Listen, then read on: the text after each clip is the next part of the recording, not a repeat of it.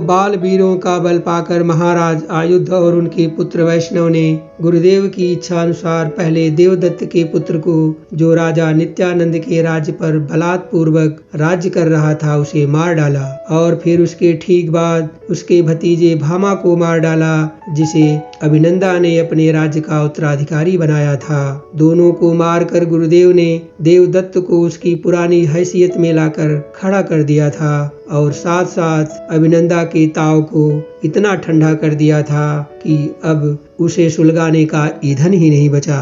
जो रोते बिलखते सुबह होते ही मैके की ओर भागी, जहां पहले से ही मातम पसरा हुआ था। देवदत्त ने अकस्मात अपने पुत्र और भतीजे की मृत्यु से अपना आपा खो दिया था, परंतु उसके राज दरबार का धर्म, जो स्वामी निष्ठ स्वभाव वाला कहा जाता था, जो कि उसके राज्य का परिचय हुआ करता था, उसी के कारण उसको भी दुर्योधन के ही जैसा अपने 100 भाइयों के सामने 5 पांडवों पर सब कुछ समाप्त होने तक अपनी बढ़त ही दिखाई देती रही। वह मूर्ख अपार सैन्य संख्या के सामने थोड़े ही बचे हुए आयुध की सेना पर अभी भी अपनी जीत का विश्वास बनाए हुए था। उसी समय गुरुदेव ने उसके अहंकार पर चोट करते हुए भगवान राम और वासुदेव कृष्ण के समान अपने दूत को भेजकर एक संदेश दिया। गुरुदेव के दूत ने कहा, हे महाराज देवदत्त, यदि राजा नित्यानंद के राज्य,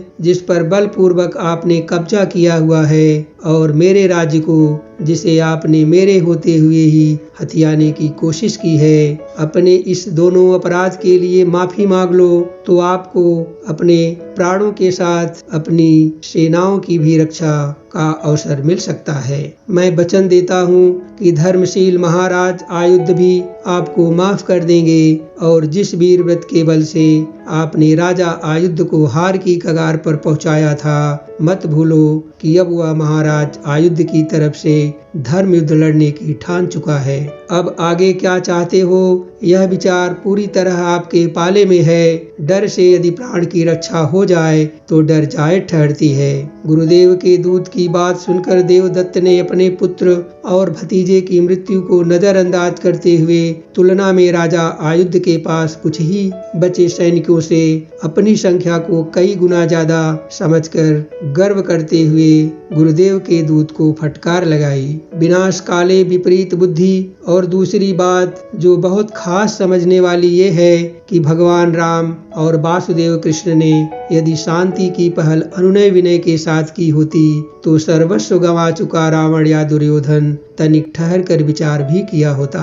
जैसे उन्होंने इसे परिणाम तक पहुंचाने के लिए अहंकारियों के स्वभाव के विरुद्ध शांति में चेतावनी दे रखी थी, ठीक उसी तरह गुरुदेव भी परिणाम चाहते थे। उन्हें डर था कि कहीं वो युद्ध से हट ना जाए, इसलिए उस पर माफी का दबाव डाल दिया था, जो कि उसे कभी भी कबूल न होता। इधर रणभूमि में गुरुदेव सुबह होते ही देवी कन्या के साथ दोनों बाल वीरों के धर्म युद्ध के सजे हुए रथों पर सारथी बनकर बारी बारी से शंख ध्वनि की, जो स्वपक्ष के आनंद और उत्साह को बढ़ा दिया था। तो वहीं उस शंख ध्वनि ने विपक्ष को चिंतित और भयभीत कर दिया था। शंख की अद्भुत ध्वनि ने रानी धर्मा और कुमारी वैष्णवी के हृदय के तार तार हिलाकर उन्हें ऐसा आह्लादित कर दिया था कि वे विह्वल होकर उनका दर्शन पाने के लिए साष्टांग प्रणाम करते हुए रथ से उतरकर आगे बढ़ने लगी।